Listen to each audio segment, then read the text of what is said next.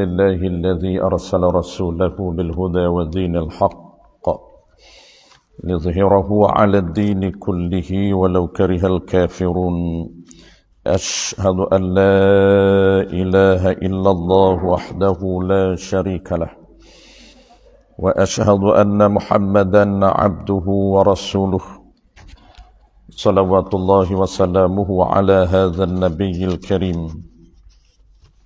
وإمام المتقين وقائد الدعاة المجاهدين وعلى آله وأصحابه أجمعين. اللهم علمنا ما جهلنا وانفعنا بما علمتنا وجعلنا من المخلصين. وصلى الله على سيدنا محمد وعلى آله وبارك وسلم والحمد لله رب العالمين. أما بعد.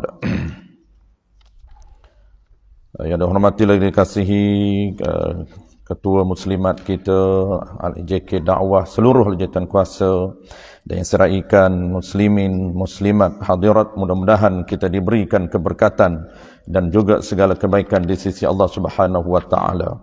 Jadi alhamdulillah pada pagi ini sekali lagi kita diberi kesempatan kesihatan yang baik dan kekuatan oleh Allah Subhanahu wa taala untuk kita bersama-sama dalam program rutin mingguan kita. Dan alhamdulillah sempena satu Ramadan hari ini, tuan-puan mulakan terlebih dahulu dengan tadarus. Pukul berapa tadarus? Pukul 8 lagi. Oh, hebat. Terus pukul 2 setiap minggu. Satu minggu awal. Setiap hari ke? Tadarus setiap hari sampai 29 Ramadan. Awal lah, berhenti awal. 29 nak kerja lah. Itu waktu pak dah tu. Cuti lah. Alhamdulillah kita terpilih. Orang panggil nikmat batin, dipanggil nikmat dalam agama. Allah pilih kita berada di dalam bulan yang penuh kemuliaan ataupun dipanggil bulan yang penuh keberkatan, dan yang keduanya ialah pada tempat yang penuh kemuliaan dan keberkatan, dan ketiganya ialah dalam majlis yang penuh kemuliaan dan keberkatan. Jadi kita dapat 3 tawaran pahala yang besar di sisi Allah Subhanahu wa taala, iaitu boleh melakukan ibadat dalam masa yang sama, dapat 3 tawaran lebih. Dipanggil lebih itu nisbah. Jadi ibadat kita ni ada tawaran pahala bonus nisbah tempat, nisbah masa, nisbah diri ibadat. Dia banyak bonus, banyak nisbah. Kalau bulan Ramadan dipanggil nisbah bulan, itu nisbah masa. Dipanggil masa yang paling afdal ialah bulan Ramadan. Itu bulan, belum kira hari, belum kira malam, kira bulan. Yang kedua, ada tawaran pahala lebih nisbah tempat. Dia tempat yang paling afdal masjid, bagaimana kita maklum, berbanding buat ibadat di surau, buat ibadat di rumah dan sebagainya. Dia nisbah tempat. Dan yang ketiganya ada nisbah diri ibadat. Diri ibadat solat. 2 rakaat tu dia nilai besar. Diri ibadat berada dalam majlis ilmu, itu antara ibadat yang besar. Itu dia panggil afdal nisbah diri ibadat. Baik, kita sambung kitab kita 20 sifat hati yang keji dan terpuji. Dia panggil termasuk ibadat yang berada dalam ranking wajib. Ibadat ni dia ada 2, ibadat amali, tu praktikal. Sama ada praktikal jenis badani ataupun qauli. Dia panggil praktikal lah.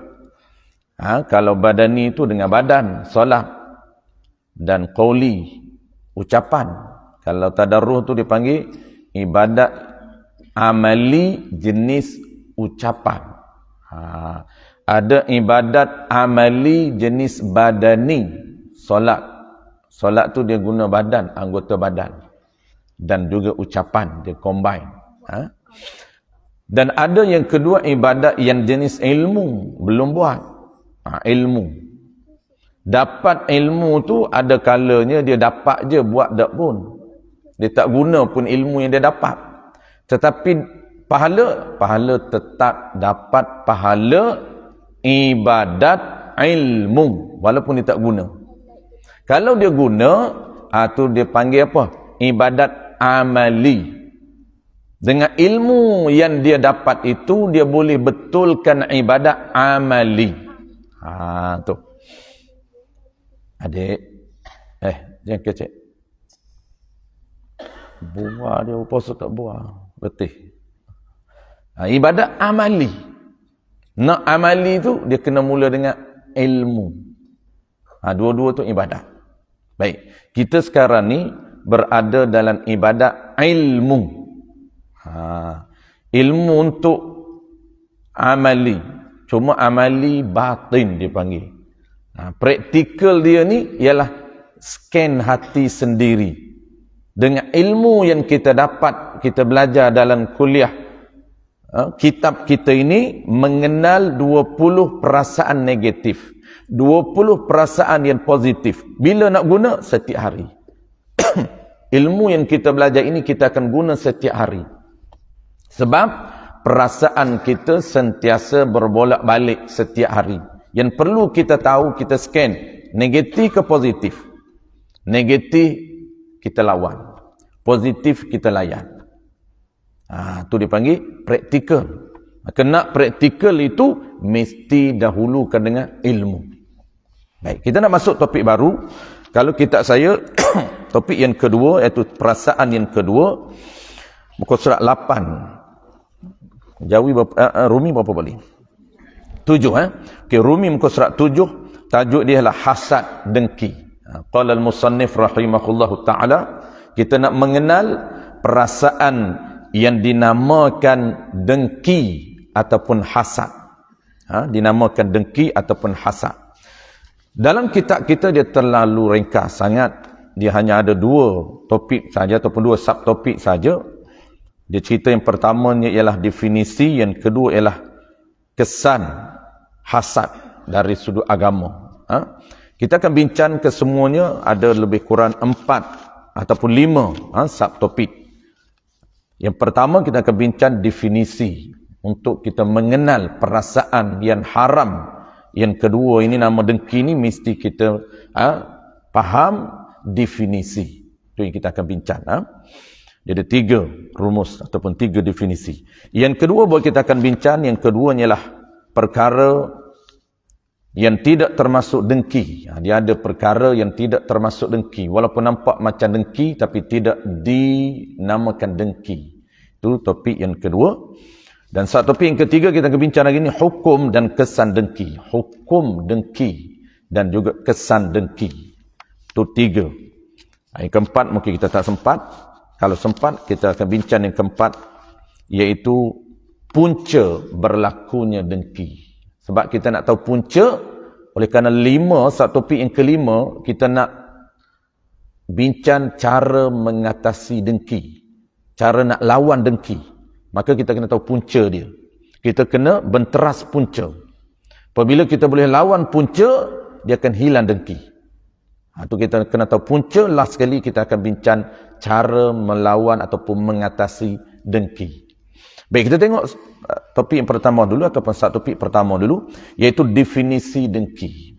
Ini kita nak scan perasaan yang timbul dalam hati kita yang dinamakan dengki. Yang ni tak boleh layan. Yang ni kena lawan. Okey, dia ada 3 definisi ataupun 3 rumus yang mesti kita faham. Dia 3 ni sebenarnya satu saja. Dia atau-atau. 3 ni dia sama. Kesemua dinamakan dengki. Dia boleh kita menggunakan satu istilah, satu rumus, satu definisi. Tetapi kita kembangkan sampai 3 ini untuk lebih mantap kepahaman kita. Baik, yang pertama, definisi ini berdasarkan ta'rif ataupun fakta yang dikemukakan oleh Ibnu Hajar Al-Asqalani dan juga Imam Nawawi dan juga Imam Haddad. Tiga tokoh besar di dalam mazhab Al-Imam Syafi'i. Dirumuskan ketiga-tiga tokoh ini merumuskan tiga definisi dengki. Yang pertama, perasaan. Ini dia panggil benih pertama. Perasaan tidak selesa. Dia mula tak selesa atau kurang senang terhadap nikmat yang ada pada orang lain. Sama ada nikmat dunia atau nikmat agama, sama je. Tak kisahlah nikmat dunia atau nikmat agama, dia tengok orang lain lebih. Lebih itu maksudnya diberikan kelebihan, tu ada nikmat. Apabila dia tengok orang lain lebih, timbul, terdetik, muncul di hati dia perasaan kurang senang, kurang selesa. Ini permulaan. Permulaan kepada dengki. Itu dia panggil biji benih nak menular dan merebak penyakit dengki. Dia bermula dengan perasaan pertama, tak selesa ataupun kurang senang terhadap nikmat. Apa maksud nikmat? Kelebihan. Apa saja Allah bagi kelebihan kepada orang lain. Kelebihan dunia ataupun kelebihan agama. Dia tak selesa. Tengok orang lebih, tengok orang kaya, tak selesa. Tengok orang rajin buat ibadat, tak selesa. Orang rajin ulang alik pergi masjid, dia mula rasa rimah. Dia mula rasa tak selesa. Tak tahu pasal apa. Dia pun tak tahu pasal apa. Tu dia panggil fitrah manusia yang dia mesti kenal dan lawan. Tu perasaan pertama. Yang kedua, ni betul-betul dipanggil dengki. Yang tadi pera. Tapi kalau ada pera tu pun dah dinamakan dengki dah. Cuma inilah dipanggil kemuncak dengki. Timbul dalam hati perasaan menginginkan nikmat. Tadi dia baru tak selesa. Dia tengok orang lebih, mula tak selesa, mula rimah. Tak kisah lebih dunia atau lebih agama. Lebih nisbah dalam agama ataupun nisbah dunia, sama aja dipanggil dengki. Permulaan tak selesa, tu pun kena kontrol lah. Jangan layan. Yang kedua, timbul lagi. Timbul perasaan apa? Dia menginginkan. Tu dia mula nak. Menginginkan nikmat yang ada pada seseorang itu hilang. Tu. Sama ada nikmat dunia ataupun nikmat agama. Dia suka, tu mana inginkan tu. Dia menginginkan nikmat ataupun kelebihan yang ada pada orang lain tu kalau boleh hilang. Tu. Tak puas hati dengan nikmat yang Allah beri pada orang lain. Dia suka sekira nikmat seseorang itu hilang. Seronok dia tengok kalau nikmat yang ada pada orang lain tu hilang. Mulanya dia rasa tak selesa, kurang senang dengan nikmat orang. Lepas kemuncak apa? Kalaulah nikmat yang ada pada kawan itu, kelebihan ada pada kawan tu hilang, dia suka. Dia seronok. Tepuk tangan. Ini bawah hati ni, belum percakapan. Belum tindakan. Percakapan dosa yang lain. Tindakan dosa yang lain. Belum bertindak lagi. Apabila dia tak puas hati, rasa tak selesa, rasa tak suka, dia akan cakap, itu kesalahan lain. Dia akan bertindak, buat apa saja asalkan nikmat yang ada pada kawan tu hilang. Itu dosa lain. Kita bincang pertama dulu ni, hati dulu. Belum bincang mulut lagi, belum bincang tindakan lagi. Hati baru. Tu yang kedua. Nanti kita bagi contoh. Dan yang ketiga, tiga ni dia atau lah. Dia sebenarnya sama, nombor dua pun. Yang ketiga ni, dia timbul perasaan dalam hati dia, menginginkan seseorang yang diberi nikmat itu ataupun seseorang ada kelebihan itu ditimpa musibah atau bala. Tu ditimpa musibah atau bala. Dia sama dengan rumus kedua. Rumus kedua tu dia nak hilang. Hak ni dia suka. Yang pertama tadi kalau hilang, yang kedua tadi kalau hilang nikmat, kalaulah kelebihan tu hilang pada kawan tu, dia suka, dia seronok. Tepuk tangan dia. Tepuk tangan tu kesalahan kedua. Ni kita nak cerita dalam dulu. Seronok dia. Bila seronok dia gambarkan keseronokan badan muka. Tu cakap. Tepuk tangan, Yahoo. Belagak. Tu cakap. Dia tak puas hati, cakap macam-macam. Orang tak belagak pun dia cakap belagak. Orang tak ada nak tunjuk pun dia cakap nak menunjuk-nunjuk. Dia cakap sebab dia tak puas hati. Orang tak ada apa pun, tak ada nak tunjuk apa pun. Tapi dia, perasaan dia, apabila dia tak selesa, dia tak suka dengan nikmat orang, mula dia cakap. Bercakap itu kesalahan lain.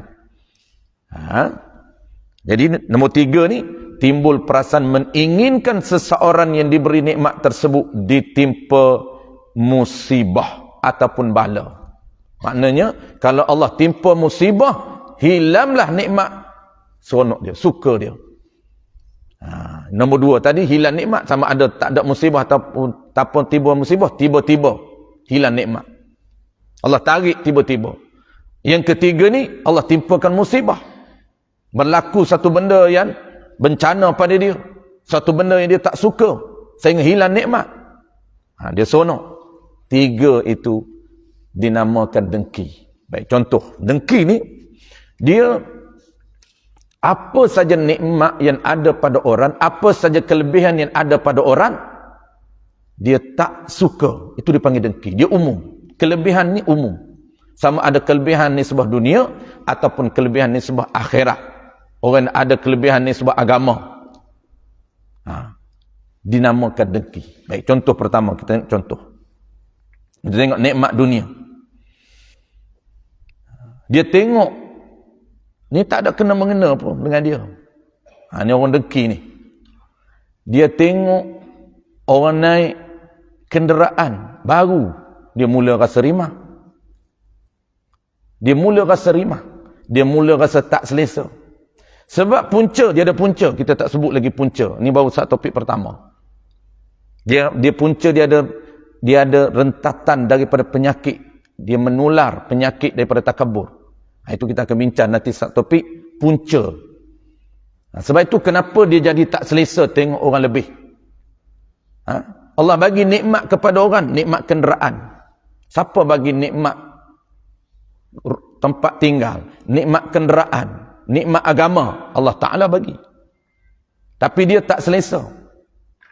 Dia tengok saja orang naik kenderaan baru. Dia kata, dah tua-tua beli kereta baru. Ni mulut belum bincang pasal mulut, tapi nak cerita apabila dia mula penyakit ada dalam hati dia, ingat dia akan mula bercakap. Dia bercakap. Dia tengok aja, dia rasa lain. Apabila perasaan dalaman dia ni rasa tak selesa, rasa tak suka dengan nikmat yang ada pada orang lain ataupun kelebihan ada pada orang lain, perasaan mula-mula sekali dia dah rasa rimah. Dia dah rasa tak senang duduk. Belum lagi rasa nak suruh hilang, belum. Dia mula dengan rumus pertama dulu. Baru yang kedua, ketiga. Jadi ketiga tu dia flow, dia urutan. Dia mula je perasa tak selesa, tengok pun rasa rimah. Mula dia pandang pun lain. Kawan tu parking depan dia, keluar, mula tak nak tengok mata kawan. Tak nak tegur kawan. Action. Itu dipanggil action. Itu dipanggil tindakan. Dia mula tonjolkan tindakan dia. Dia mula bercakap. Tu nak tunjuk tu. Biasa bawa kereta lain. Ni kuliah duha bawa kereta lain. Kuliah maghrib bawa kereta lain. Nak tunjuk dia banyak kereta tu. Tak payahlah datang kuliah duha bawa kereta baru, bawa kereta mewah, pakai kereta kanch dah lah. Tak payah pakai BM lah, pakai kanch. Kanci dah lah. Menyibuk je dia. Ikut orang lah. Orang dah ada 10 kereta. Pergi pasar kereta lain. Kuliah duha kereta lain. Tadarus kereta lain. Balik hantar dulu. Kuliah duha tukar. Tadarus pagi kereta lain. Kuliah duha kereta lain. Zuhur datang kereta lain. Yang dia menyibuk. Dia apabila hati problem, mata dia mula tak senang. Dan bercakap, dia mula bercakap. Dan percakapan ini kesalahan dia apa tuan-puan? Kesalahan mula reka cerita. Yang ni kesalahan lain.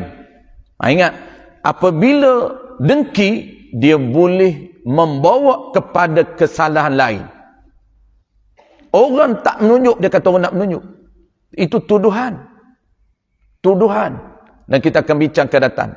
Mengata, mengumpat. Dia akan membawa kepada kesalahan mengumpat. Mengata ni termasuk mengumpat.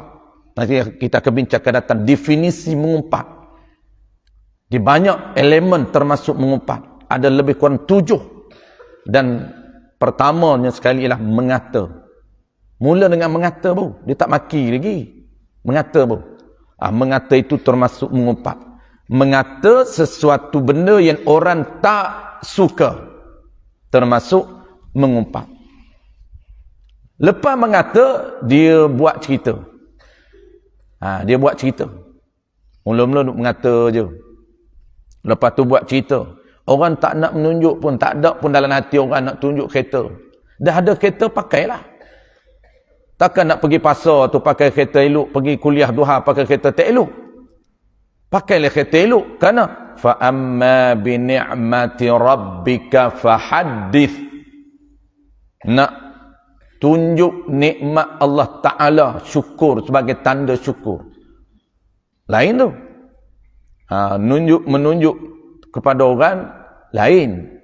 Tunjuk ni tuan-puan, orang Melayu kita, dia bertukar di antara riak dengan takabur. Nak tunjuk kereta bukan riak. Bukan. Itu termasuk takabur. Kalau hati dia nak rasa perasaan dalam hati dia, aku mempunyai kelebihan berbanding orang. Itu bukan riak. Itu takabur. Ni riak takabur ni yang kita duk bertukar selalu ni. Bahasa saya dia panggil duk semabur ni. Maksud duk pening. Riak bukan. Riak ni dia spesifik ibadat saja. Dia tak berlaku pada luar ibadat. Riak hanya berlaku dalam ibadat. Belum bincang riak. Ada topik yang keberapa saya pun tak pasti riak ni. Dia akan kita bincang. Dia mudah riak hanya berlaku di dalam ibadat. Luar ibadat tak panggil riak. Nak tunjuk rumah baru renovation, panggil kawan buat makan-makan. Bukan keduri sangat sebenarnya. Ronda explore rumah dia. Nak tunjuk. Ni bilik rumah I ada 10 bilik. Bilik pertama, kedua, ketiga. Nak tunjuk. Bukan riak. Sekadar tunjuk tak menjadi isu pun. Tapi kalau rasa lebih berbanding orang, itu takabur. Nak tunjuk kelebihan sebagai tanda syukur, bukan takabur. Itu kena belajar tu, dia beza sikit saja. Tunjuk kelebihan dengan niat syukur kepada Allah. Fa amma bi ni'mati rabbika fahaddith. Itu syukur. Lain tu.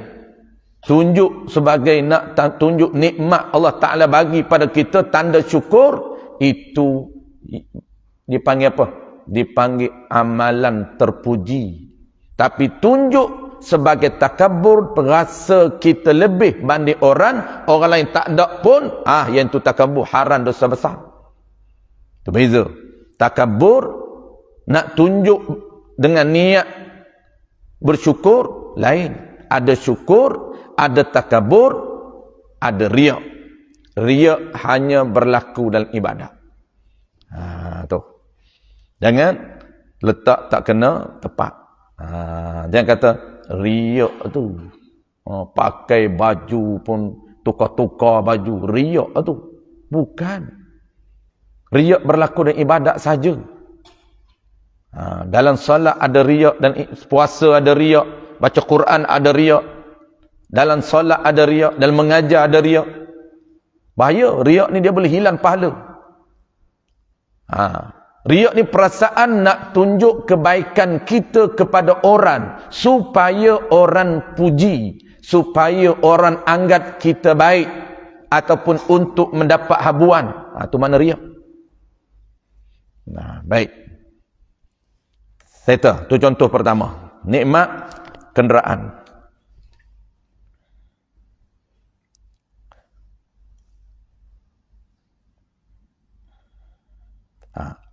Jadi pertama yang kita bincang ialah dosa dengki. Dengki ni hukum al-haram. Kita belum bincang. Satu topik yang kedua. Kita bincang kesalahan dengki. Dan apabila ada dengki, maka dia boleh berisiko melakukan kesalahan lain. Kesalahan apa? Kesalahan mulut. Apabila dia mengata, itu salah haram dengan sebab dia mengata. Dan perbuatan dia. Perbuatan memutuskan silaturahim. Sampai dia dengki sehingga dia hubungan dia pun dah tak ngam. Sebab apa? Kes dengki. Jadi dingin hubungan. Itu memutuskan silaturahim. Itu haram kesalahan lain. Tu.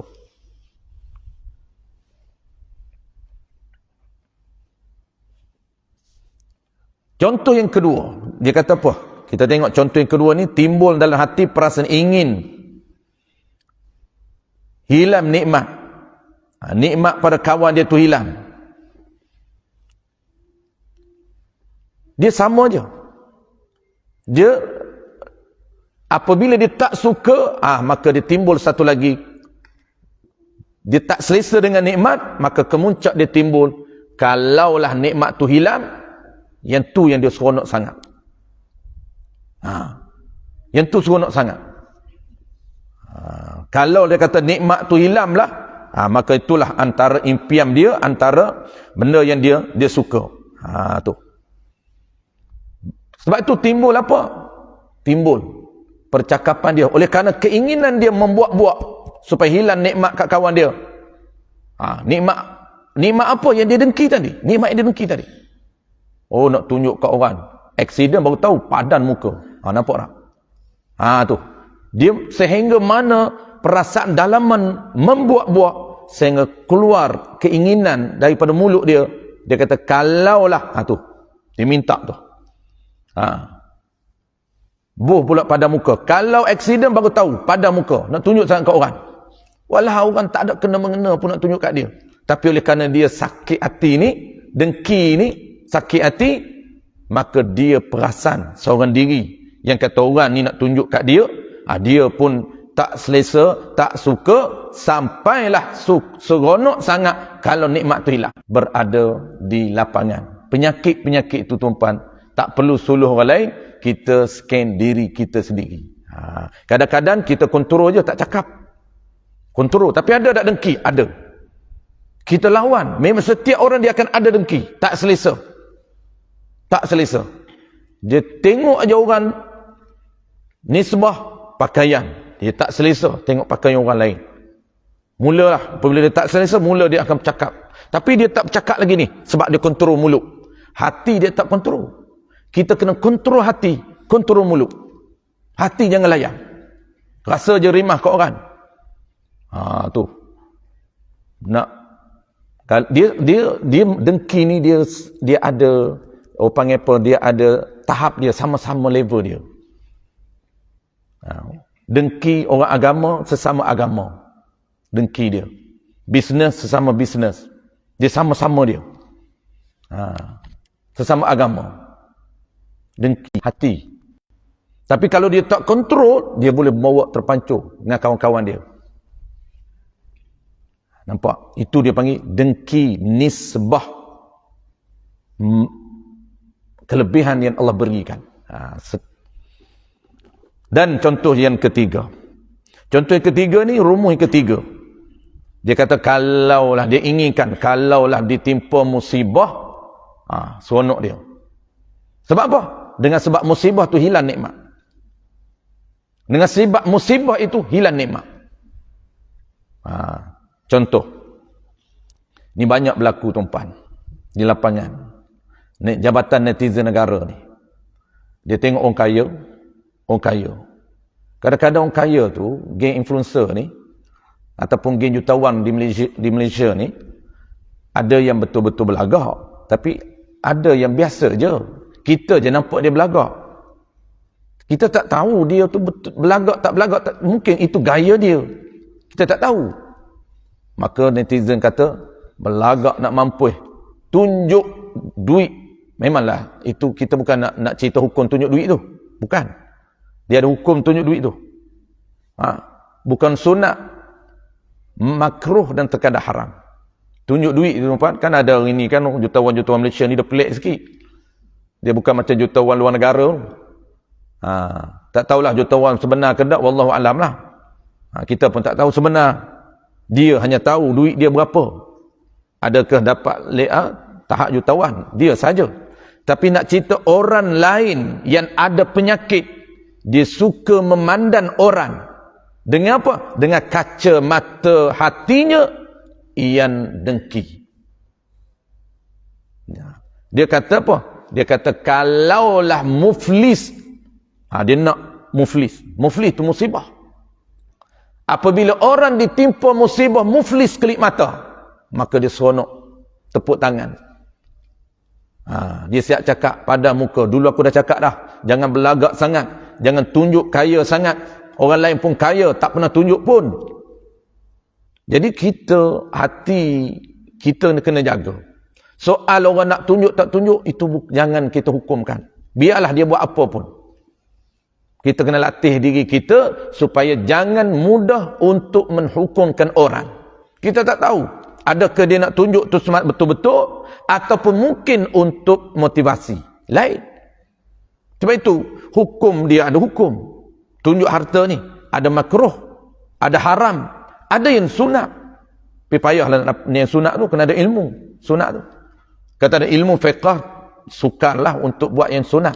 Sunat dia tunjuk harta dia sebagai daya tarikan untuk orang buat ibadat. Tapi dia kena ada ilmu fiqh. Macam mana sunat tunjulkan kekayaan dia itu untuk menarik orang lain buat ibadat. Bukan cari harta semata-mata, bukan. Harta semata-mata harus. Itu dia panggil harus serta makruh tunjuk. Ada haram tunjuk duit. Ada harus serta makruh tunjuk duit. Ada yang sunat tunjukkan harta kemewahan di kemewahan. Itu hukum berbeza-beza mengikut niat. Dia panggil al-hukmu yaduru 'alal 'illah wujudan wa adaman. Tu. Baik, saya contoh dia. Jadi kesimpulan dia, ketiga-tiga rumus itu dipanggil dengki, mesti kita lawan. Dia mula dengan apa? Mudahnya nak scan. Mula dengan tak selesa. Itu jangan layan. Dan tak selesa ini dia merupakan fitrah manusia. Setiap 10 perasaan hati kita merupakan fitrah. Ittirari. Dia akan datang silih berganti. Cuma penting ilmu untuk kita scan. Yang ni tak boleh layan ni. Soal dia timbul itu biasa. Dia menjadi kesalahan kita layan sehingga jadi sikap ataupun jadi tabiat hati kita. Tabiat itu dipanggil sifat hati. Sikap kita tu, itu yang menjadi kesalahan. Adapun dia timbul sekejap, dia datang perasaan begini, rimah tengok orang ni, biasa je. Tapi jangan layan. Tu. Banyak setiap setiap situasi dia berlaku dengki ni. Itu kita contoh, beberapa contoh saja. Nikmat dunia, nikmat agama, nikmat dunia banyaklah. Nikmat harta. Kita contoh tadi nikmat harta. Ada nikmat pangkat. Orang dilantik ketua, dia tak selesa. Dia tak suka. Jadi kita kena lawan. Sebab fitrah semula jadi. Tu dipanggil apa? dipanggil kelebihan yang Allah beri kepada orang lain menyebabkan hati manusia akan mudah tak selesa, tak senang. Kenapa? Itu fitrah. Maka tanggungjawab kita jangan melayan fitrah nafsu semula jadi itu. Mesti kita lawan. Bukan kata timbul je terus salah, bukan. Yang menjadi kesalahan ialah kita melayan sehingga menjadi sikap kita, sifat hati kita. Apabila sifat hati dia sebati, payah nak buang. Memang kena lawan lah. Walaupun payah nak buang, memang kena lawan. Dia jenis mudah tak suka pada orang. Sebab apa? Sebab dengki tu dah bersaran dalam hati dia daripada belum balik lagi. Jadi kita ni, penyakit yang kita duduk bincang ni, dia ada sebelum balik. Masa budak-budak tu ada dah. Budak-budak tu. Sebab tu budak-budak dia dengki sesama mereka. Dia orang panggil takabur budak ni. Jadi takabur, dengki, ujub, azamah memang ada pada kanak-kanak. Tu. Jadi tua apa balik je mesti kita lawan. Tu. Satu. Sebab itu dalam kitab kita dia kata apa? Kitab kita dia bagi dua topik saja, iaitu bercita-cita mahu supaya hilang nikmat dari orang lain. Dia bagi satu rumus saja dalam kitab kita. Jadi kesimpulan ada 3 kesemuanya. Okey, settle. Sebelum kita bincang topik yang kedua ataupun subtopik yang kedua, kita baca dulu hadis dalam kitab. Okey. Belum lagi. Hadis dalam kitab tu ada 2 tu, biar dulu. Sebab hadis tu dia berkaitan dengan subtopik yang ketiga, iaitu hukum dan kesan hasad. Baik, kita tengok dulu subtopik yang kedua. Yang kedua ini dia bukan hasad, bukan dengki. Hasad bahasa Arab, dengki bahasa Melayu. Saya lupa sebut tadi. Hasad, dengki. Jadi hasad, dengki itu sama. Dengki Melayu, hasad bahasa Arab. Dia ambil daripada perkataan yang digunakan oleh Nabi dalam hadis. Nabi guna al-hasad tu. Al-hasadu dia ialah ghairah. Tak ada dalam kitab kita. Dalam kitab yang besar saja ada. Ghairah ni bukan gairah Melayu, bukan. Ghairatun. Dia tidak ada terjemahan dalam bahasa Melayu. Ghairah ni. Dia definisi je ada. Definisi. Terjemahan pendek tak ada. Singkatan. Okey, apa definisi dia? Dia lebih aja. Dia suka atau menginginkan nikmat ataupun kelebihan yang ada pada seseorang yang melakukan maksiat. Itu beza. Orang ni ada kelebihan, tapi dia guna kelebihan dia buat maksiat. Tu. Jadi kawan ni suka hati dia ataupun seronok hati dia ataupun menginginkan, bahasa mudah, menginginkan seseorang yang diberi nikmat menggunakan maksiat itu hilang nikmatnya. Tu. Beza sikit je. Yang dengki sebenar tadi, dia tengok kawan tu lebih nikmat, kawan tu ada nikmat, dia tak suka. Kawan tu guna untuk apa nikmat? Umum. Dia guna nikmat untuk perkara baik. Yang ni lain. Yang ni seseorang ada kelebihan, dia guna kelebihan dia untuk melakukan perkara haram, perkara maksiat. Maka ada seseorang ni suka kalaulah nikmat dan kelebihan ada pada seorang itu yang duk buat maksiat tu hilang. Itu bukan dengki. Itu dibolehkan. Sebenarnya dia bukan dengki pada nikmat sebenarnya, tapi dia tak suka pada maksiat. Kawan ni kalaulah boleh ada maksiat, kalau ada kelebihan, dia akan guna kelebihan tu pada apa? Pada melakukan perkara yang haram, perkara yang Tuhan murka, nikmat tu. Maka kawan ni yang terdengki ni, Dia tak suka kawan tu ada nikmat. Sebab apa? Nikmat ni lah boleh kawan ni lakukan maksiat. Hakikat sebenar kata ulama, bukan dia tak suka pada nikmat. Bukan. Dia tak suka maksiat itu. Kalaulah kawan tu tak buat maksiat, dia tak dengki. Tu. Itu bukan dinamakan dengki yang haram. Itu dibolehkan. Sebab kalaulah kawan tu stop melakukan nikmat, adakah dia dengki? Tak. Tu tidak dinamakan dengki. Nama dia dalam bahasa Arab, dalam bahasa syarak, ghairah. Tidak ada singkatan. Kalau tuan-puan ada singkatan, bolehlah beritahu. Contoh-contoh. Masa Allah beri kemudahan, kemewahan, tak sempat buat ibadat. Sebelum ada kemewahan, sebelum ada nikmat, sebelum Allah beri lebih, sempat buat ibadat. Jumpa jalan ke masjid. Sempat ada masa untuk buat ibadat ilmu. Ada masa untuk ke kuliah duha. Jumpa jalan ke masjid. Allah bagi je kelebihan. Tak ada masa. Tak ada masa nak ke majlis ilmu. Tak. Lupa dah. Lupa apa? Lupa dah kuliah duha. Apa kuliah? Tak ada dalam dia punya kamus. Kuliah tu apa dia kuliah tu. Dah ditukar dengan istilah lain. Dah diisi dengan perkara-perkara maksiat.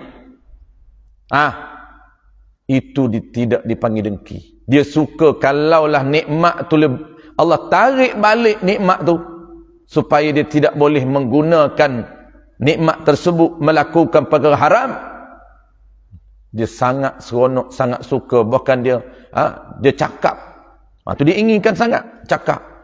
Kalaulah Allah tarik balik kelebihan tu, barulah bertemu balik jalan ke syurga. Barulah bertemu balik jalan ke masjid. Ni tak bertemu jalan masjid. Sebab apa? Sebab kemewahan Allah uji dia. Seperti mana Allah uji zaman Nabi Musa alaihissalam Qarun. Asalnya miskin Qarun ni. Dan Nabi Musa pada awal tak nak ajar kepada dia teori ramuan membuat emas. Tapi dia minta dengan Nabi Musa, ajarkanlah aku bagaimana cara untuk membuat emas. Sebab aku nak guna. Aku berhajat. Sehingga mana berkali-kali dia minta. Nabi Musa kata apa? Aku tak nak ajar kepada kamu. Aku bimbang. Kalaulah kamu diberi nikmat kekayaan, kamu tidak mampu untuk melawan ujian besar.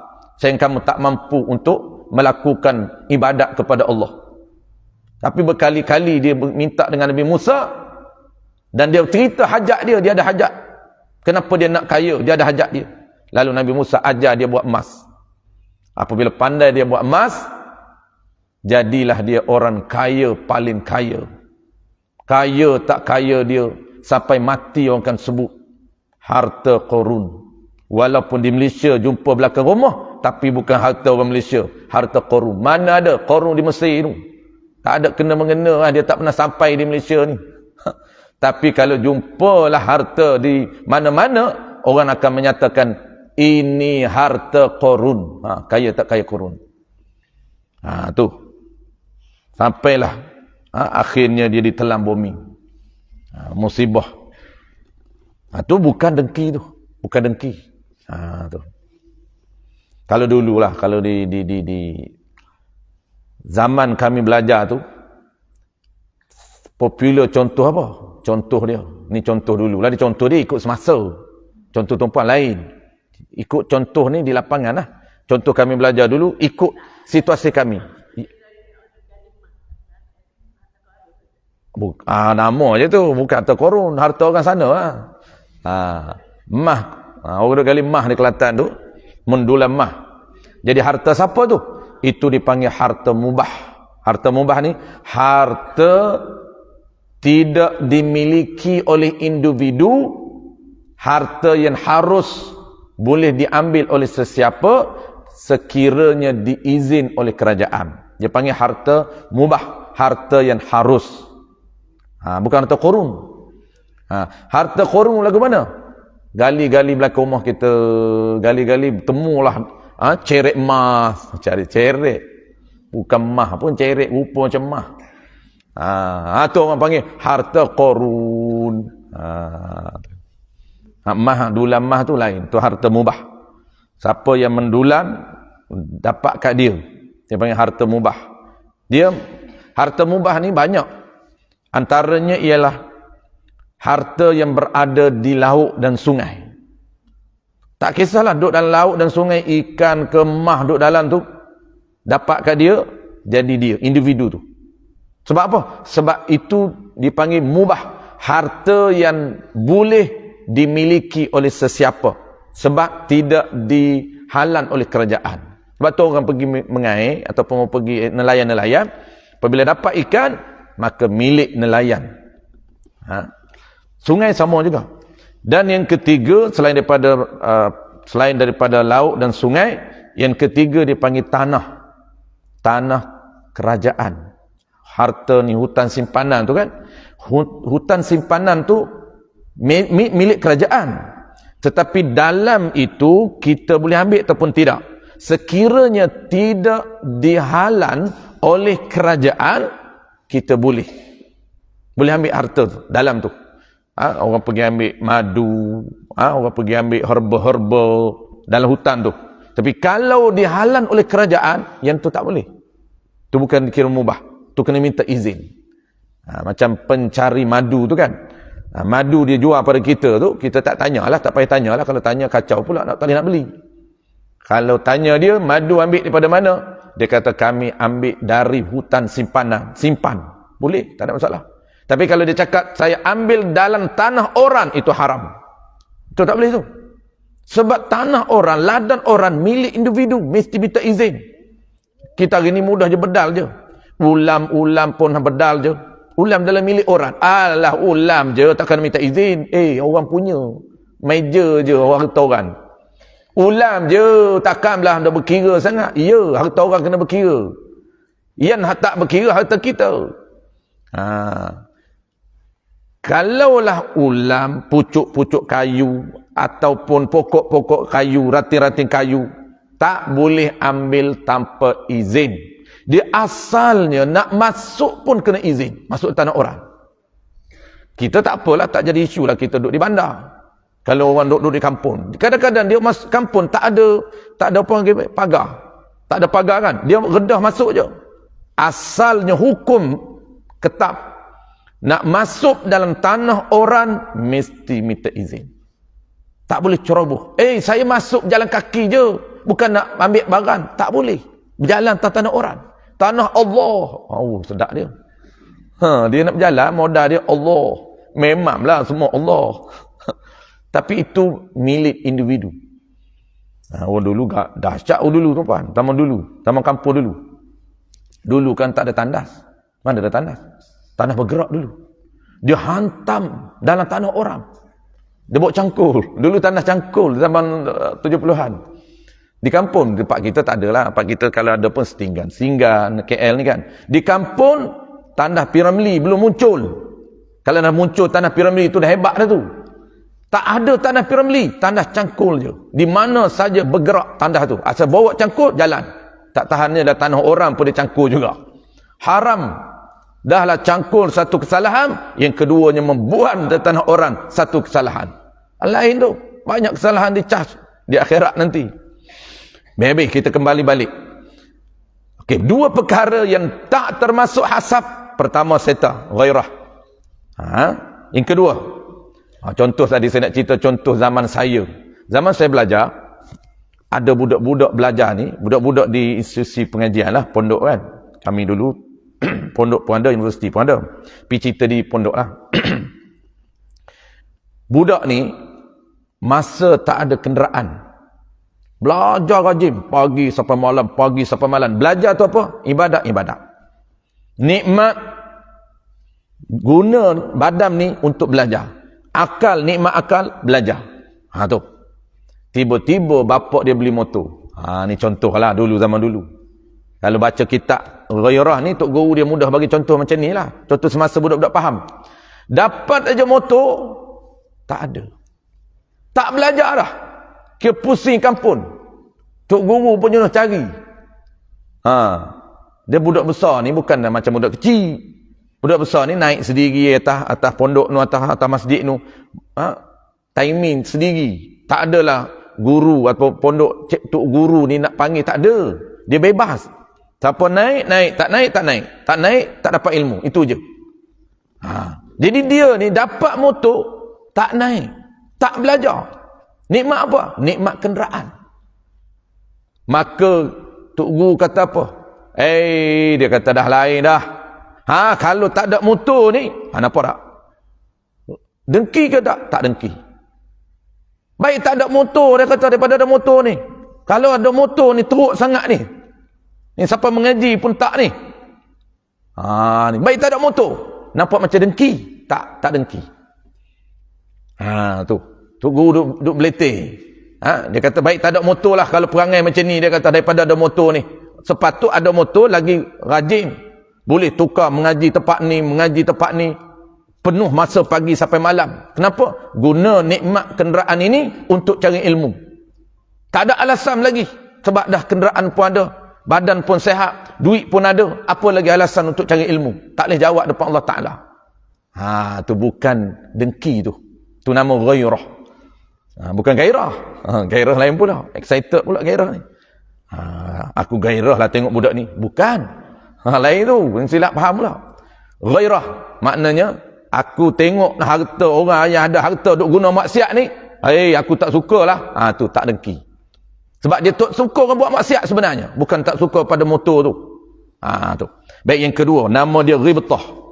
Ghibtah ni pun tidak dinamakan dengki. Ghibtah dalam bahasa syarak. Dalam bahasa kita, walaupun tak tepat, dia panggil apa? Dipanggil inspirasi. Maksudnya nikmat, kelebihan yang ada pada orang, dia pun nak. Dia menginginkan nikmat, bukan hilang, bukan. Dia menginginkan kelebihan yang ada pada seseorang sama. Dia nak sebiji. Itu panggil nak inspirasi lah. Mana dia tengok orang berjaya, dia tengok orang ni rajinnya keajah ni. Saya tengok daripada pencin sehat macam aku lah, bukan sehat sangat pun. 70 jalan pun tak betul dah. Aku pun lebih kurang juga. Tapi kuat keajah ni. Dengan tadarusnya, dengan belajarnya, aku heran lah. Ni nikmat agama. Dia impikan dia pun nak nikmat agama itu, nikmat akhirat tu, macam keajah tu dapat. Dia nak juga. Itu bukan dengki. Itu orang panggil bahasa kita mudah fahamnya, dia nak jadikan inspirasi. Nikmat yang dapat, yang ada pada kawan dia tu, sama ada nikmat agama atau nikmat dunia, dia pun nak sama juga. Itu bukan dengki. Itu ghibtah nama dia. Itu dibenarkan. Bahkan bagus untuk kita jadikan kebaikan yang orang lain buat, kita pun nak jadikan dia role model pada kita. Kalau dia mampu buat, umur 80, boleh mengaji lagi, tak dengar apa. Ustaz cakap gerak mulut je. Tak dengar pun. Tapi boleh. Saya student pula. Jemaah. Student ni nampak muda sangat. Tuan-puan kata. Student sebenarnya sama je. Jemaah paling tua setakat ni yang saya mengajar. Satu tempat belah KL tu. 80, dekat 90. Umur 84 biasa. Ramai. Banyak tempat 84, 85. Ada satu tempat tu, umur dia hampir 90. Saya tanya dia, dengar tak? Alhamdulillah Ustaz. Tapi jauh tak boleh. Jauh tak dengar. Dia kata kalau saya tak lagi dekat, saya duduk jauh, saya kena tengok mulut. Mulut je. Saya kata, faham ke tengok mulut saya? Saya agak-agak je lah Ustaz. Maknanya 100% Ustaz cakap, 20 je lah saya faham. 20 tu saya cakap dia hebat dah ji. Ada orang langsung tak faham. Dengar, ya kuat. Dia dengar kuat, jelas. Tapi saya tak faham apa Ustaz cakap. Dah lah saya tak cakap Kelantan, tapi saya cakap KL. Dia tak faham juga. Maknanya kalau saya cakap bahasa saya lagi tak faham lah. Tak faham tu maksud bukan tak faham bahasa. Tak faham ilmu dia cakap. Jadi kita ni kena jadikan motivasi. Itu bukan ghibtah. Itu dipanggil ghibtah. Kalau haji yang umur 90 tahun, jalan dah, 3 selendar dah, jalan pun tak betul dah. Bertungkap jalan, bertungkap. Saya kata haji jalan kaki, saya bawa kereta. Tu saya respect tu, boleh bawa kereta. Buka kereta kena pakai tongkat. Dia kata anak saya tak bagi bawa jauh ustaz, nak datang surau dia bagi. Anak jauh anak tak bagi. Saya kata betul ji, kalau haji bawa jauh tak jumpa jalan balik. Tak tahu jalan balik, dia tak nyayuk. Kalaulah orang macam ni pun boleh buat ibadat, maka kita yang umur 80-an, 70-an, 60-an, 50 macam kita semua muda ni, lagi-lagi boleh. Maksudnya apa? Kita rasa nak nikmat yang Allah bagi pada dia tu, aku pun nak juga. Tu panggil nikmat agama. Nikmat agama Allah tak bagi pada semua orang. Sebab nikmat agama adalah nikmat yang paling besar dalam hidup manusia. Bukan semua terpilih. Hanya manusia yang terpilih saja. Tapi nikmat dunia, Allah bagi semua. Orang kafir pun ada dapat. Bahkan lebih besar, lebih orang panggil mewah daripada orang Islam. Kenapa? Kerana nikmat dunia Allah bagi pada semua orang. Tetapi yang Allah pilih ialah nikmat agama. Nikmat agama ni Allah pilih orang-orang yang tertentu, orang yang terpilih sahaja. Tu dipanggil ghibtah. Baik. Yang kedua, yang ketiga, nanti kalau tak faham tuan-tuan tanya. Yang ketiga, qala al-musannif rahimahullahu ta'ala. Sebelum saya baca yang ketiga, kita baca kitab dulu, hadis. Kita habiskan hadis dan kitab, kemudian kita akan buat rumusan. Yang ketiga apa dia? Hukum dan kesan dengki. Hukum dan kesan dengki. Tu. Baik, dia ada 3 kesan dengki. Kita tengok hadis dulu, 2 hadis. La tahasadu, qala al-musannif rahimahullahu ta'ala. Nabi sallallahu alaihi wasallam ada bersabda, la tahasadu wa la taqata'u wa la tabaghadu wa la tadabaru wa kunu ibadallahi ikhwana. Jangan dengki. Ini larangan. Larangan ni larangan apa? Hukum dengki. Kita nak bincang ni hukum dengki dan kesan dengki. Kesan. Kesan ni kita cerita umum dulu. Nantilah subtopik terakhir, cara mengatasi dengki. Tu kita akan cerita umum. Kesan dengki kepada individu dan agama, dan kesan dengki kepada individu dari sudut dunia. Kesan dengki dari kesan dengki kepada individu dari sudut agama, dan kesan dengki kepada individu dari sudut dunia. Itu penutup nanti akan datang. Mungkin tak sempat hari ini. Itu letak penutup. Itu yang kita akan bincang panjang kesan dia. Kesan pada individu. Ini kesan umum saja. Baik, hukum dengki ini adalah ijma' ulama haram dan dosa besar. Itu kena install dalam minda. Haram, dosa besar. Sebab itu ilmu scan dengki ni, nak kenal dengki ni, dia panggil ilmu wajib aini. Ranking tertinggi. Dia panggil ranking paling tinggi. Wajib. Yang kedua, ranking sunat. Yang kita tadarruh tadi, ranking sunat.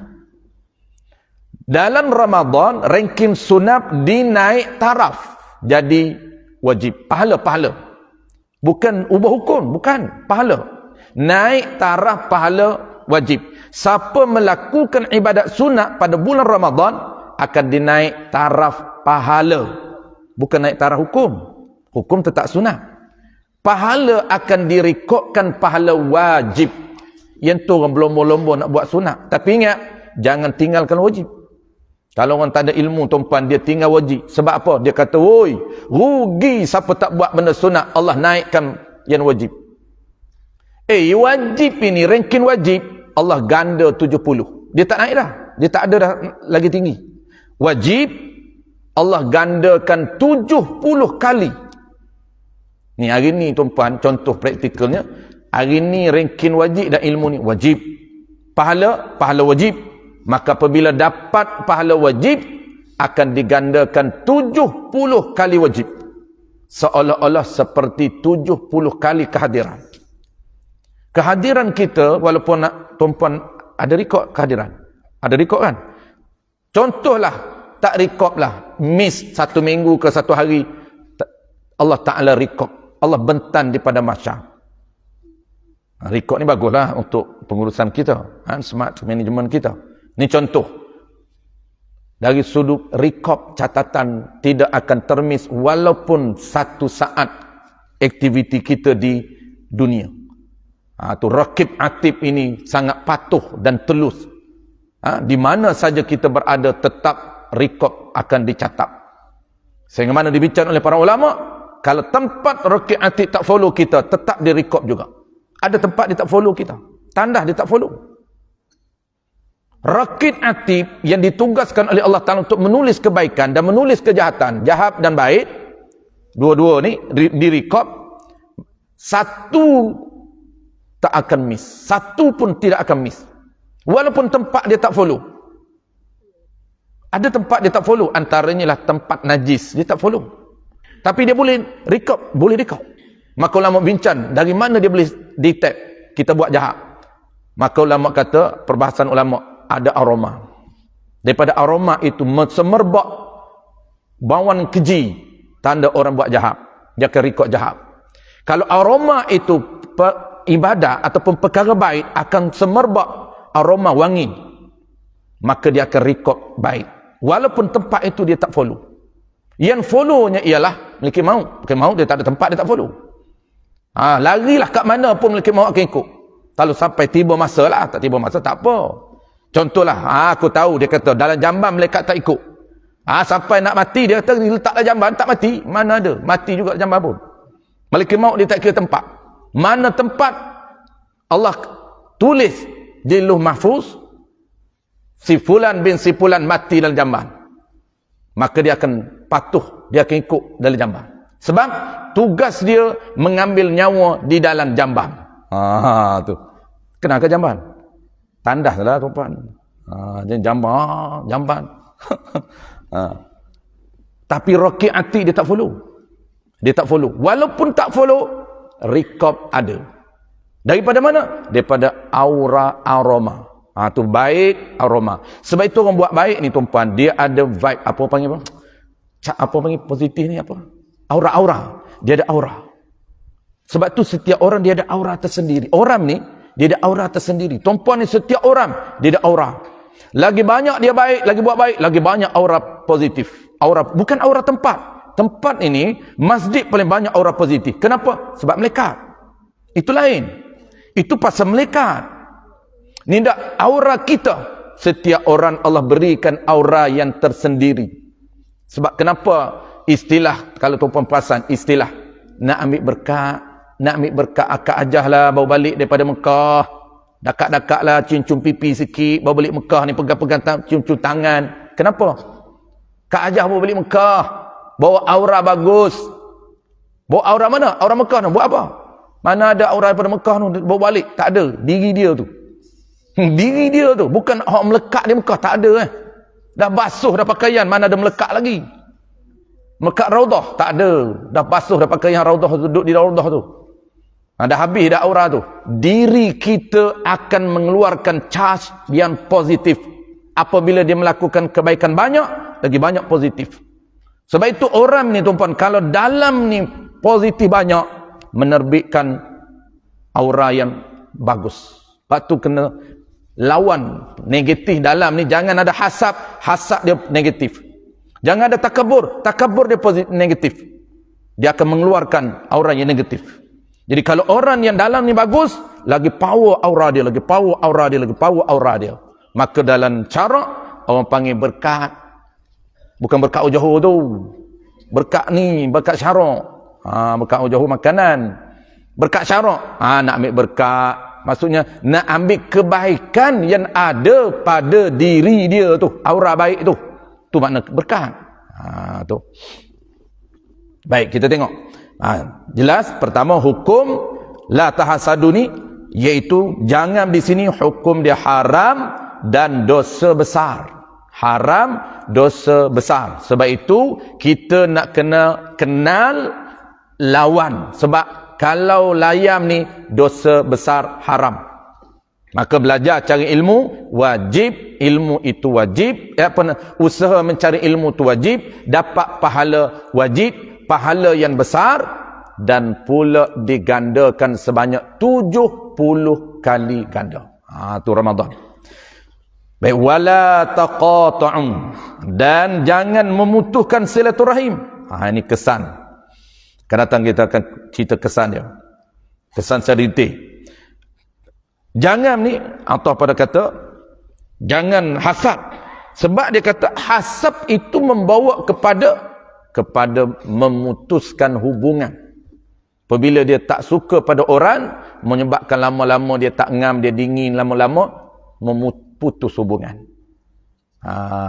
Tu dia kata jangan memutuskan silaturahim dan jangan marah. Ni punca.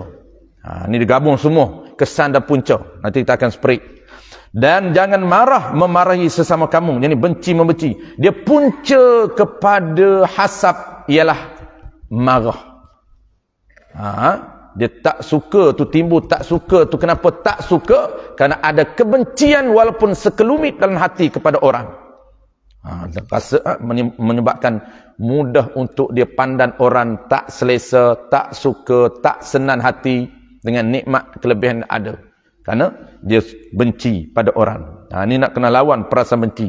Dan jangan membelakangkan setengah kamu akan setengah yang lain pada ketika berjumpa. Ini rentatan silah. Sebelum dia putus silah, dia bermula dengan hubungan dingin.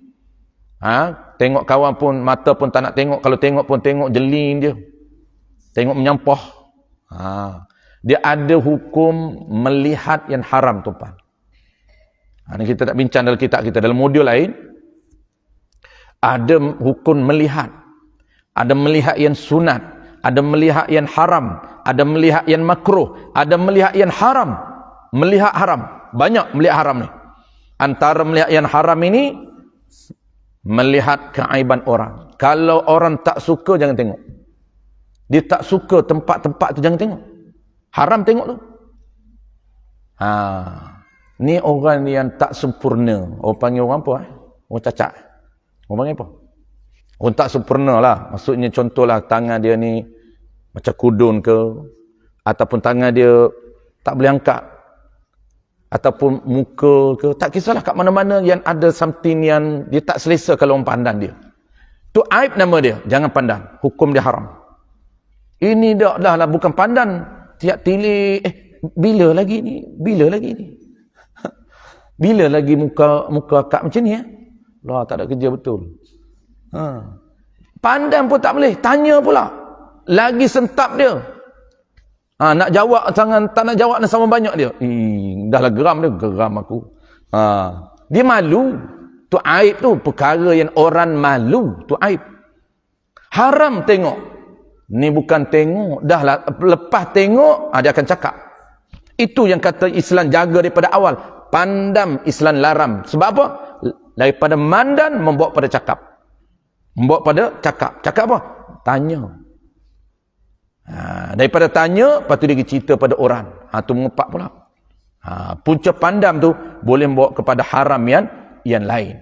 Tu. Selain daripada haram aib, tengok orang tak suka.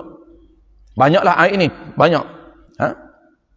Haram memandang dengan takabur. Haram, dosa besar. Kalau haram biasa, dosa kecil. Haram memandang aurat orang, itu dosa kecil.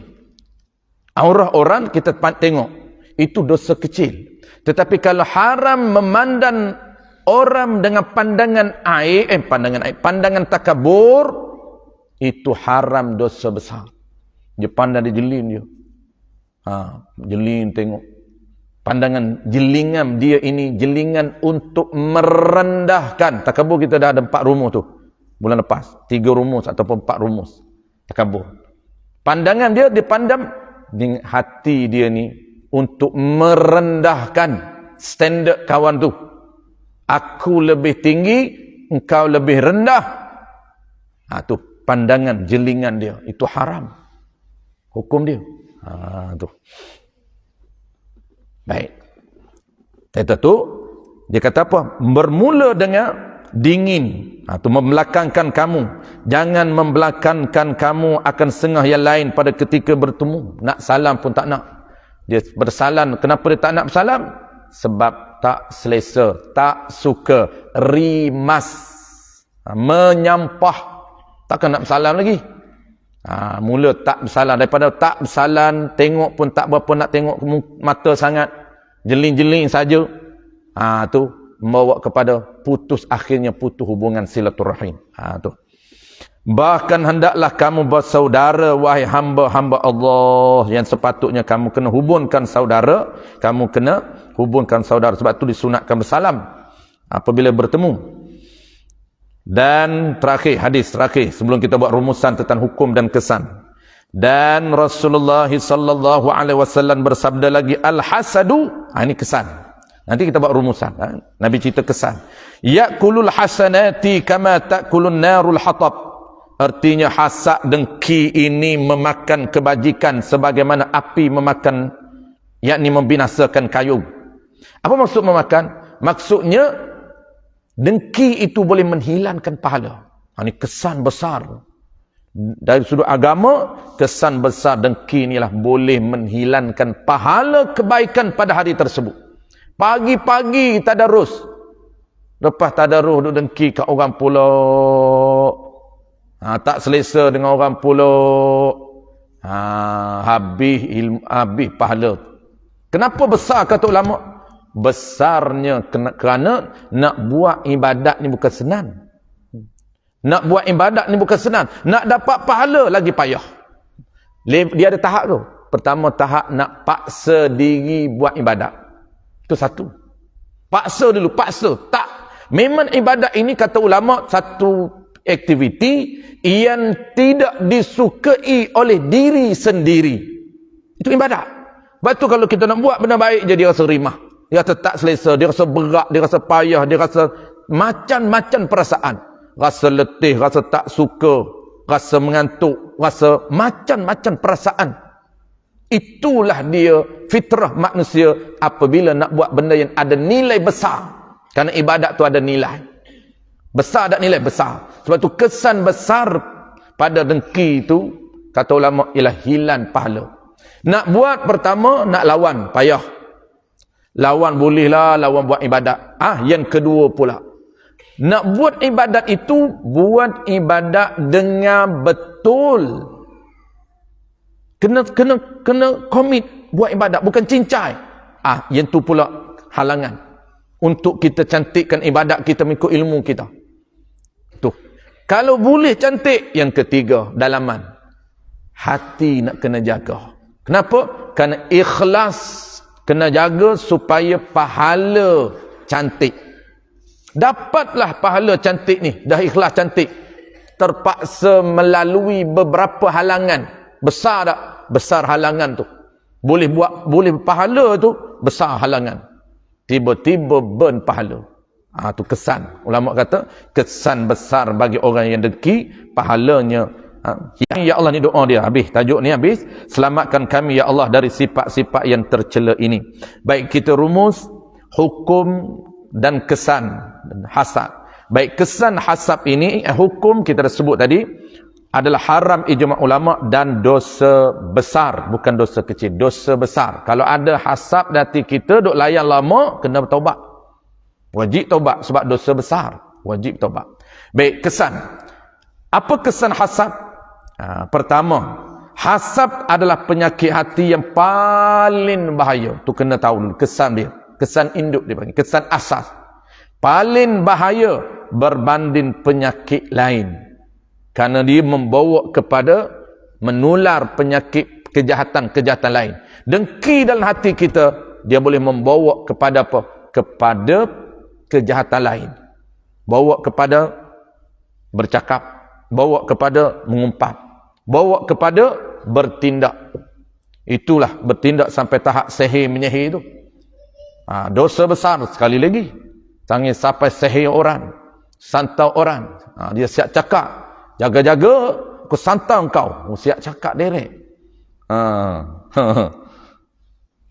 Cakap tu dah haram dah. Santau betul lagi haram. Nombor 2. Aku santau, siap. Aku jumpa bomoh siam. Dia cakap pun, tak puas hati. Cakap tu benda haram tu. Maka dia buat betul, haram yang kedua. Itu panggil bahaya. Dia panggil hasad adalah penyakit hati yang paling bahaya berbanding penyakit hati lain. Kenapa bahaya? Dia boleh menular kepada kejahatan-kejahatan lain. Yang kedua, hasad boleh menghilangkan pahala kebaikan. Tadi Nabi sebut apa tadi? Fa innal hasad ya'kulul hasanat kama ta'kulun narul hatab. Dan yang ketiga, hasad merupakan dosa. Ini disebut dalam kitab lain. Hasad ini merupakan dosa yang kita warisi daripada generasi awal manusia. Tu jangan waris hasad ni. Hasad ini merupakan amalan yang diwarisi daripada generasi awal. Apa dia? Dosa pertama yang berlaku di langit dan dosa pertama yang berlaku di bumi adalah hasad. Disebut dalam kitab, hasablah kesalahan yang pertama yang berlaku di bumi, kesalahan pertama yang berlaku di langit. Apa yang kesalahan pertama berlaku di langit? Iaitu hasad iblis kepada Nabi Adam. Aba wastakbara wa kana minaz zalimin. Lahirnya takabur. Yang kata takabur itu kenapa? Kerana hasad dan takabur, dua-dua penyakit iblis, sehingga dia tak nak sujud kepada Nabi Adam. Sujud hormat, bukan sujud ibadat. Sujud sebagai tanda hormat. Dia tak nak hormat kepada Nabi Adam kerana dia rasa dia hebat. Itu takabur. Kenapa dia rasa dia hebat? Tu kerana dia dengki kepada Nabi Adam alaihi salam. Tu dengki tu. Nikmat yang ada pada Nabi Adam dilantik menjadi khalifah, tak puas hati. Dia tak puas hati dengan nikmat Allah beri pada Nabi Adam. Iblis tak puas hati. Kenapa tak bagi kami yang jadi khalifah di bumi? Dulu kami jadi khalifah, tiba-tiba nak bagi pada orang lain pelik. Nak bagi kepada Adam pula. Adam tu manusia. Kami ni, Iblis kata. Azazil tu, dia nama ketika tu Azazil. Belum dipanggil Iblis. Apabila dia enggan, maka Allah gelarkan dia Iblis laknatullah. Laknatullah dimurkai oleh Allah. Allah murka sampai kiamat. Setelah mana dia takabur, dia bukan sahaja takabur, tetapi dia kufur. Ada orang takabur sekat haram je, tapi dia kufur. Kerana dia menganggap dia benar, Allah Ta'ala itu salah. Tu jadi kufur tu. Kalau setakat takabur kita bincang bulan lepas, itu hanya haram, tak jadi kufur. Tapi iblis jadi kufur sebab dia menganggap dia benar, Allah Ta'ala itu salah. Kenapa Allah suruh dia sujud kepada iblis, kepada Nabi Adam? Sedangkan Adam itu menurut anggapannya lebih rendah daripadanya kerana kejadian tanah dan dia kejadian cahaya, kejadian api lebih tinggi. Tapi Allah sujud, Allah perintah sujud, dia tak puas hati. Tu. Dan kesalahan pertama di bumi berpunca daripada hasad. Apa dia? Iaitu anak Nabi Adam Qabil, dia hasad, dia dengki kepada adiknya Habil. Berlakulah pembunuhan pertama dalam kamus manusia. Itu pembunuhan pertama. Aban bunuh adik, Qabil dengan Habil. Punca apa? Dengki. Dengki adik dia. Dia nak adik dia itu, pasangan adik dia nak. Tapi Allah Ta'ala tak bagi. Syariat Nabi Adam tak boleh berkahwin adik sendiri. Dia kembar-kembar, keluar kembar. Kembar yang keluar sama tak boleh berkahwin. Dia kena kahwin dengan kembar yang keluar lain. Tu tak puas hati, dia dengki, maka berlakulah pembunuhan pertama. Dipanggil apa? Punca maksiat yang pertama di bumi, iaitu dengki. Qabil bunuh Habil. Dan punca maksiat pertama di langit, iblis tak nak sujud kepada Adam. Puncanya adalah dengki. Baik, itu 3. Dia banyak lagi kesan. Kita akan bincang satu topik terakhir. Nanti satu topik terakhir itu tak sempat hari ini. Satu topik kelima. Hari ini kita bincang 3 sahaja. 4 dan 5 kita akan bincang akan datang. Okey, pertama kita bincang ini definisi, ada 3 rumus, contoh. Dan yang keduanya adalah kita bincang 2 perkara yang tidak termasuk hasad, iaitu ghairah dengan ghibtah. Dan yang ketiganya adalah hukum dan kesan. Hukum, haram, dosa besar, dan kesan ada 3. Adapun kesan secara spesifik, itu kita bincang topik yang kelima. Yang tak sempat untuk hari ini ialah topik keempat, punca berlaku hasad. Kita nak combine keempat kelima ni sebab dia ada kaitan langsung. Keempat, punca berlaku hasad. Dia ada 3 punca dasar, punca asas. Dan topik yang terakhir, cara mengatasi dengki. Kita rasa tak puas hati dengan orang, kita macam mana nak lawan? Cara nak lawan. Cara nak lawan ada 2. Pertama, maklumat yang kita perlu ada dalam minda. Tak ada maklumat, tak boleh nak tolak, tak boleh nak lawan. Dan yang keduanya, lawan dengan action, lawan dengan paksaan. Jadi 2 itu kita akan bincangkan datang. Okey, 2 topik kita akan sambung akan datang. Biar ada soalan, ada masa sikit lagi dalam 2 minit. Okey ke? 3 minit. Kalau tak ada masa, kalau tak ada soalan, kira semua faham lah. Alhamdulillah. Jangan faham ustaz dah lah.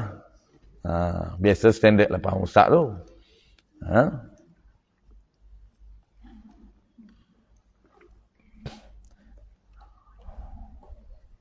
Dia dengki ni, ingat, dia mesti ada pasangan dia. Ustaz dengki sesama ustaz. Tok guru dengki sesama tok guru. Orang politik dengki sesama politik. Orang bisnes dengki sesama bisnes. Dia jarang orang bisnes dengki dengan ustaz, jarang. Dia cari ustaz ada. Nak pelaris. Nak pelaris. Dia ustaz dengki sama ustaz. Dia tengok, yang lain macam lah permintaan dia tu. Tengok. Bonda kita cakap, betul lah tu, ustaz ni ngajar ramai orang. Ustaz ni pula tak ramai, ada rasa rimah. Mula detik hati. Dia hati detik itu itirori, itu tak apa. Jangan layan je. Itu memang standard. Jangan layan. Kita pun tengok orang sama kita kan. Yalah macam lah dia. Pakai tudung apa tu? Dia tak selesa tudung orang pakai. Jangan kata tudung terbalik. Yang tu pun lain. Ni tudung nak elok ni. Tak selesa. Tengok tudung orang pun tak selesa. Tengok kenderaan orang pun tak selesa. Tengok rumah orang pun tak selesa. Anak cucu orang pun tak selesa. Tengok laki orang pun tak selesa. Macam-macam. Semua tak selesa. Masa ada laki tak selesa. Tak ada laki pun tak selesa. Semua tak kena. Jangan ikut orang. Semua tak kena orang ni. Macam tak kahwin lah. Ada orang tak kahwin kan. Umur 30 tak kahwin. Yang duk sibuk siapa? Orang. Orang duk sibuk. Bila nak kahwin? Mau 40. Tak kahwin-kahwin lagi. Bila nak kahwin? Sibuk dia duk tanya pasal orang. Lepas kahwin, apalah? Ada anak. Bila nak ada anak? Dah ada anak pula tak puas hati juga. Berapa je ustaz? 5. Allah ustaz tak ramai 5 je. Menyebuk je. Ramai tak ramai saya bela. Anak saya ustaz 7 orang ustaz. Ustaz 5 je. Mak bawa lah mai kat saya, dah nak ramai sangat. Nak bangga dengan anak. Baguslah bangga anak, tapi pasal apa tak puas hati dengan orangnya? Tapi kalau tanya tu okey je. Ni contoh ni, jangan silap.